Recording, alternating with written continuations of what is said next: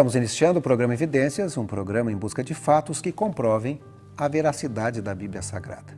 Eu lembro a você que quer aprender mais a respeito da Bíblia Sagrada? Mande um e-mail, telefone, peça o curso bíblico grátis que estamos oferecendo. O nosso e-mail é evidências@novotempo.org.br. No programa de hoje, o professor Rodrigo Silva, especialista em arqueologia pela Universidade Hebraica de Jerusalém e professor do Centro Universitário Adventista, UNASP, Campus 2, em Engenheiro Coelho, estará falando sobre a mitologia grega. Impressionante porque existe um texto da Bíblia, aqui em Tito, que fala de um dos profetas ali dos gregos. Esse profeta parece que chama aos gregos que abandonem os seus quase ou mais de 30 mil deuses e se rendam ao Deus verdadeiro, o Deus único, que é o Deus que Paulo menciona para os gregos como Deus desconhecido. Afinal de contas, é possível usar a mitologia grega e procurar aprender mais de Deus? É sobre isso o programa de hoje, o Deus desconhecido. Começa agora o programa Evidências.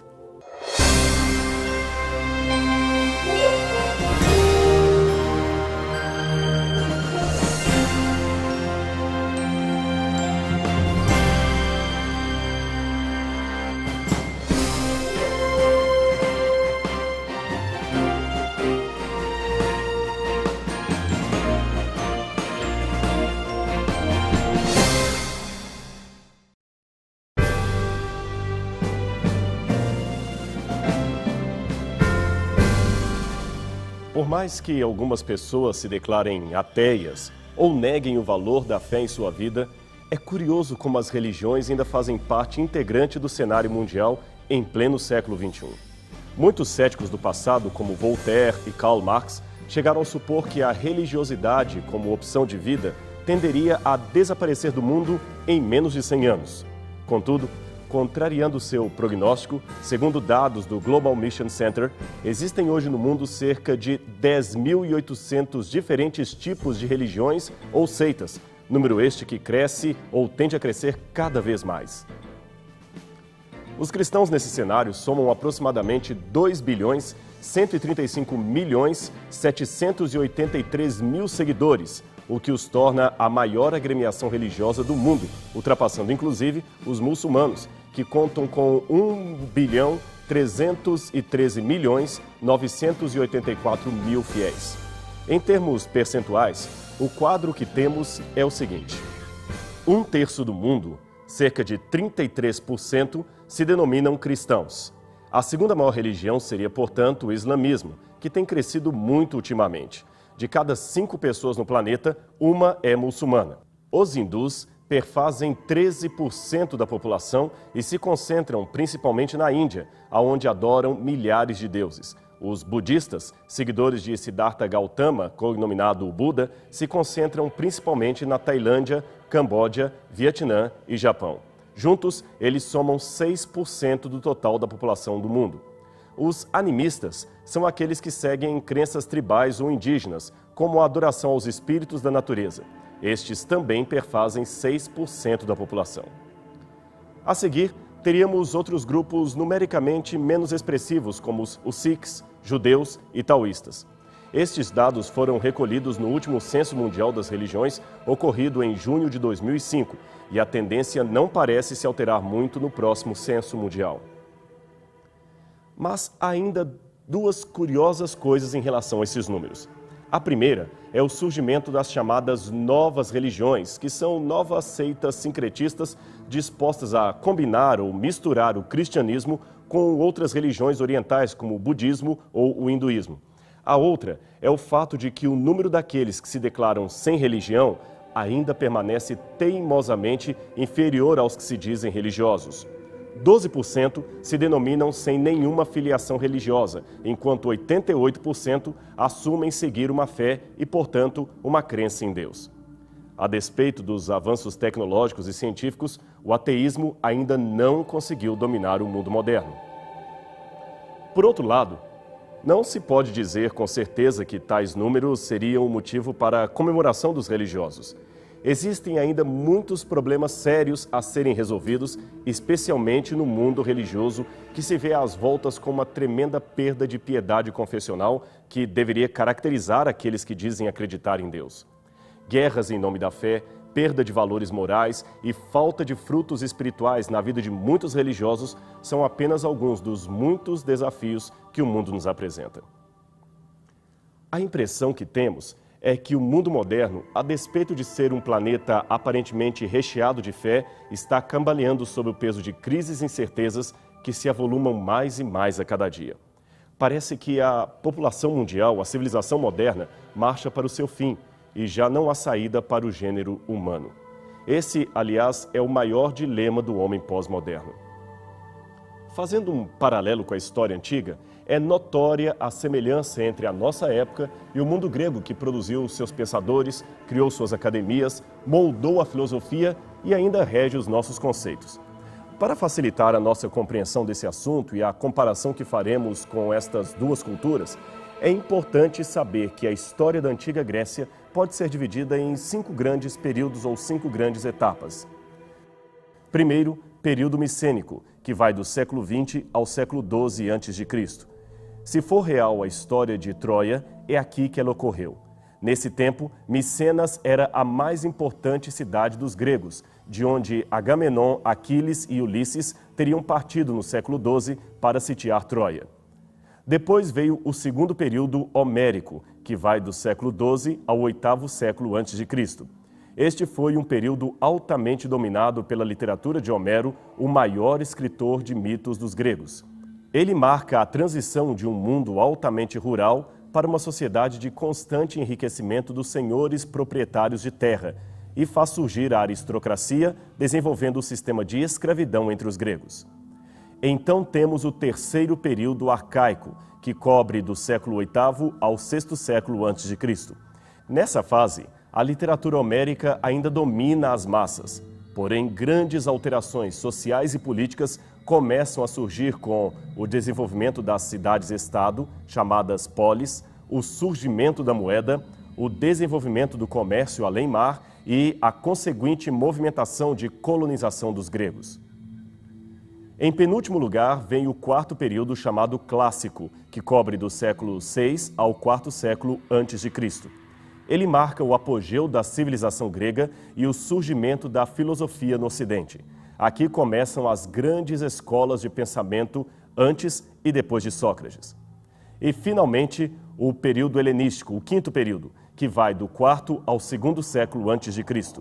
Reconhecidamente a era das conquistas de Alexandre Magno, que representou não somente o apogeu do Império Grego, mas também a sua decadência, seguida do domínio macedônico e a conquista pelos romanos. Porém, foi este período helenístico aquele de maior expansão da cultura grega por todo o mundo ocidental. Os gregos, aliás, influenciaram tanto o mundo que se seguiu até os nossos dias que Freeman Butts, historiador da educação americana, chegou com razão a declarar que nós pensamos como pensamos porque os gregos pensaram como pensaram. No período que antecede o surgimento da filosofia clássica, os gregos estavam por demais cercados de uma verdadeira simbiose entre conceitos mitológicos e religião. Eles enxergavam vida em quase tudo que os cercavam e buscavam explicações para tudo, até para aquilo que não tinha explicação. A imaginação fértil desse povo criou personagens e figuras mitológicas dos mais diversos tipos: heróis, ninfas, titãs, centauros e deuses para todos os gostos. Estas criaturas habitavam o mundo material, influenciando a vida de todos os seres humanos. Assim, no desejo de vencer na vida ou conseguir a vitória em algum plano, bastava ver os sinais da natureza, lê-los, e então poderia-se obter os resultados desejados.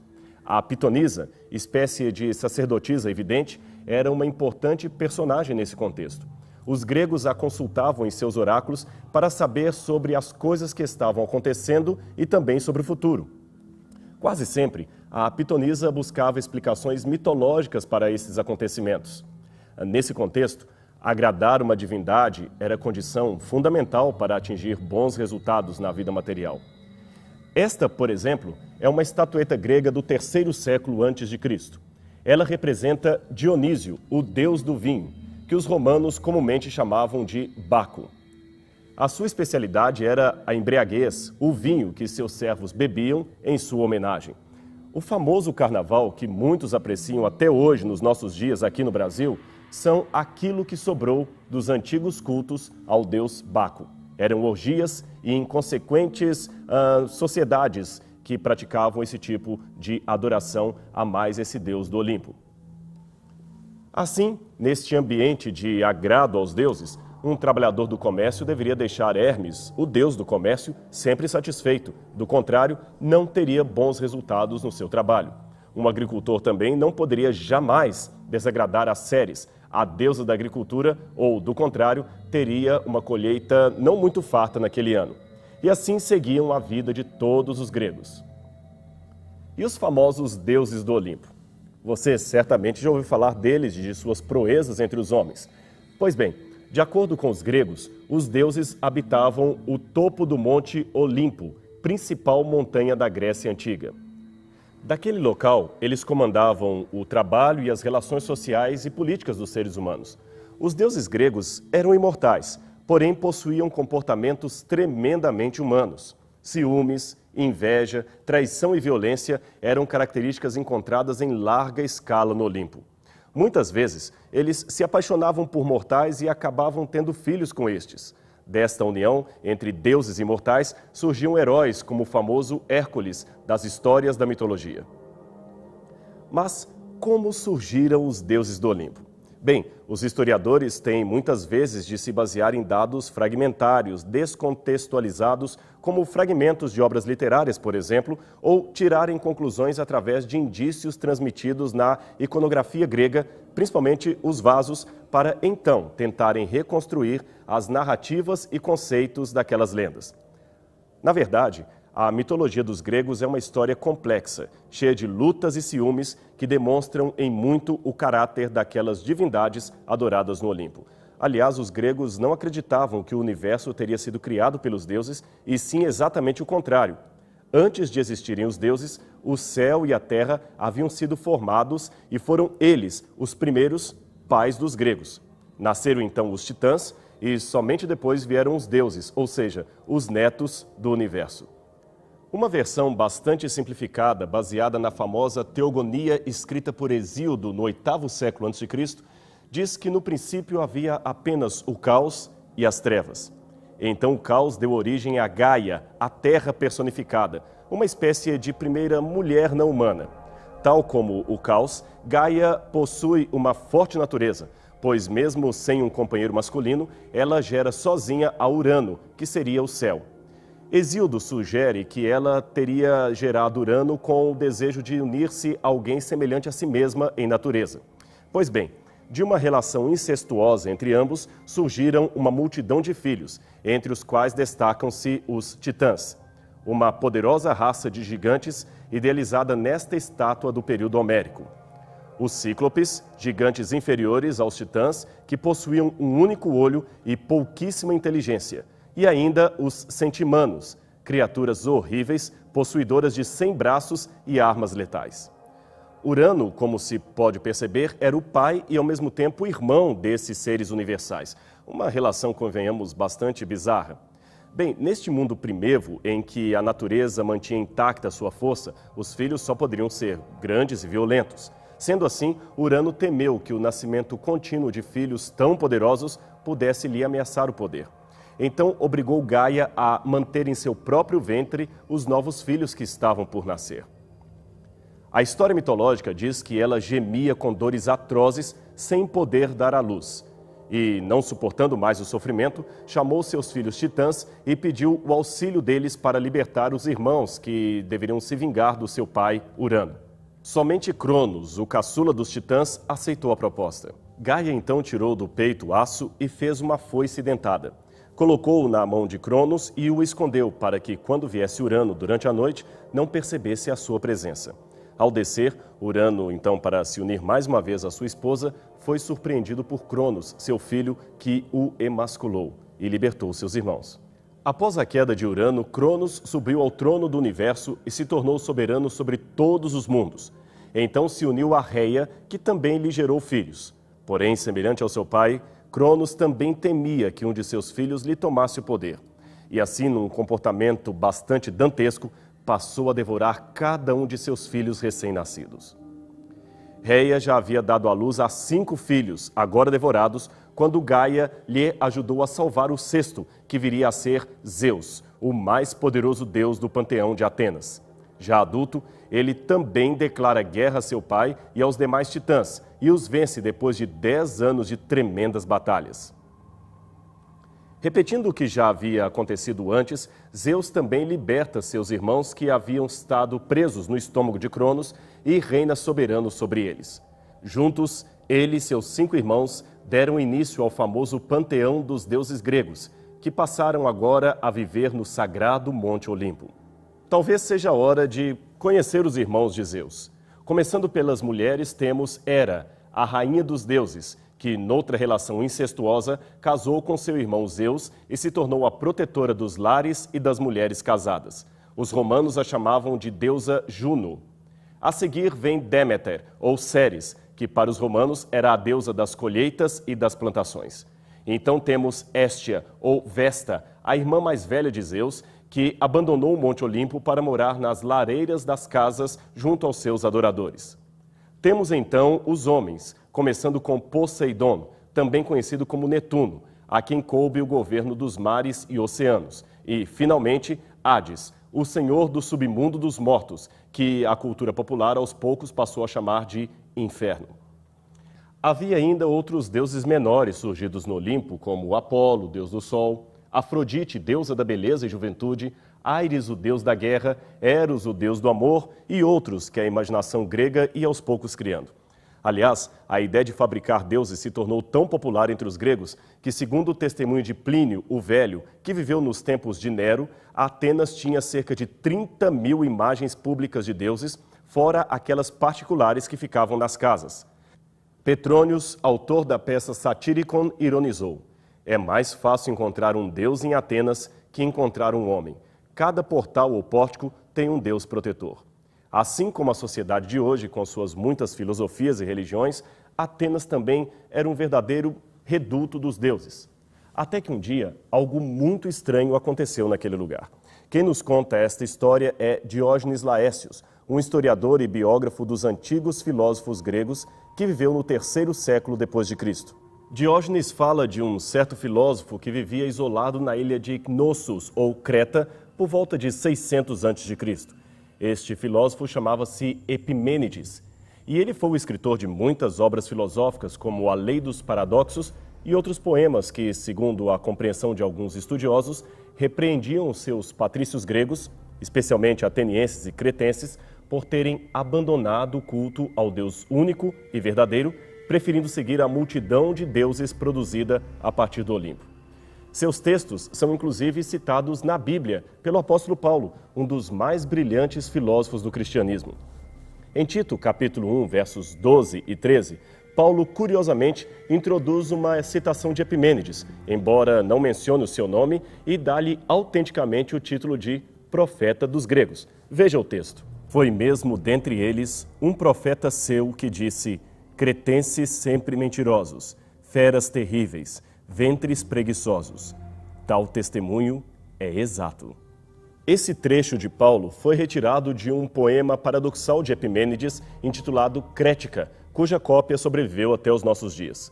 Veja o texto original e compare com o que acabamos de ler em Paulo.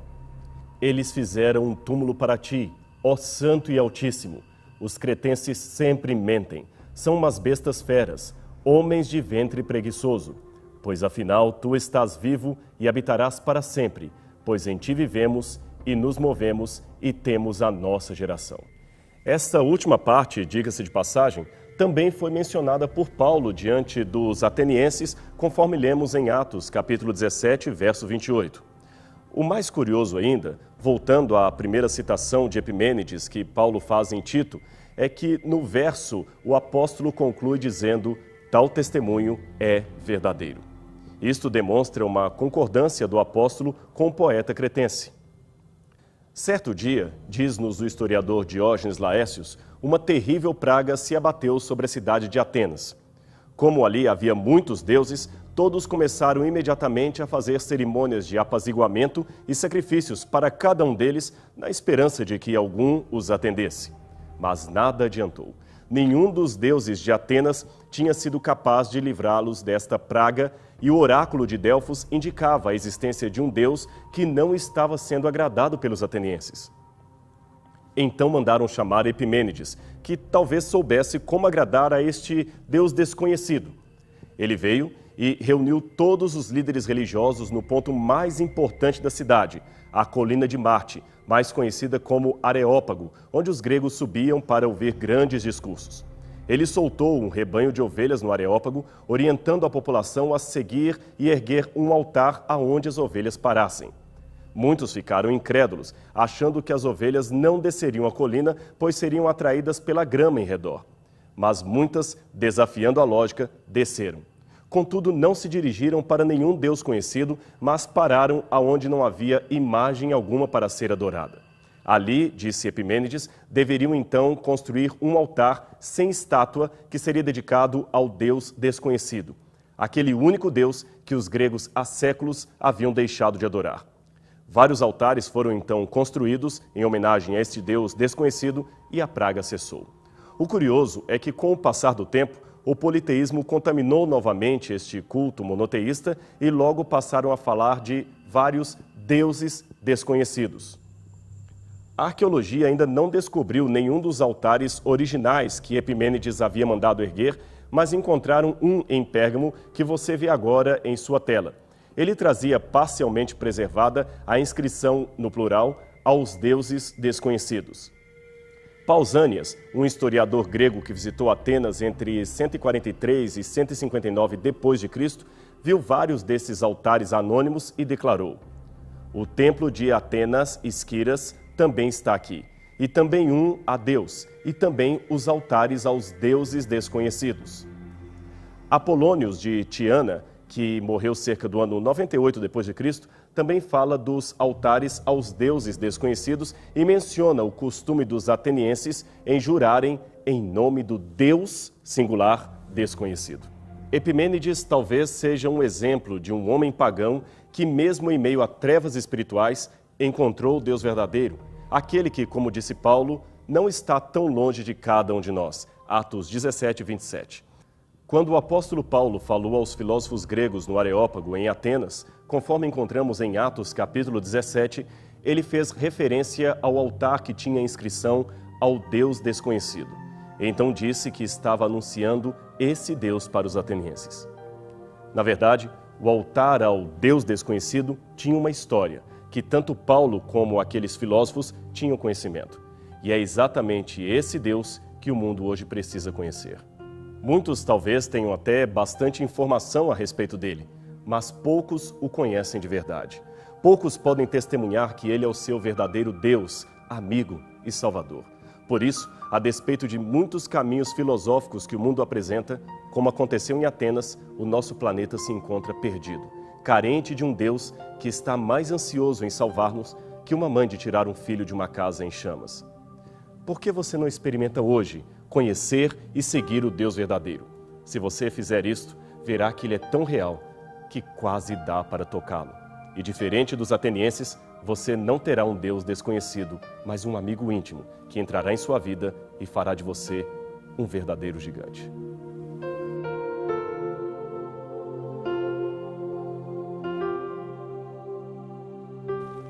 Nos dias de hoje, muitas pessoas ainda buscam diversos deuses. São os deuses modernos, não é? A fama, a luxúria, o estômago, as bebidas, os jogos. Talvez fosse melhor buscar o Deus verdadeiro. É por isso que o programa Evidências oferece a você, admirador do programa, um curso bíblico inteiramente grátis. Escreva para a gente. Telefone. O nosso e-mail é evidencias@novotempo.org.br. Voltaremos com mais um programa, mais um assunto palpitante. Esse é o programa Evidências, programa que busca fatos que comprovem a veracidade da Bíblia Sagrada. Até o nosso próximo encontro.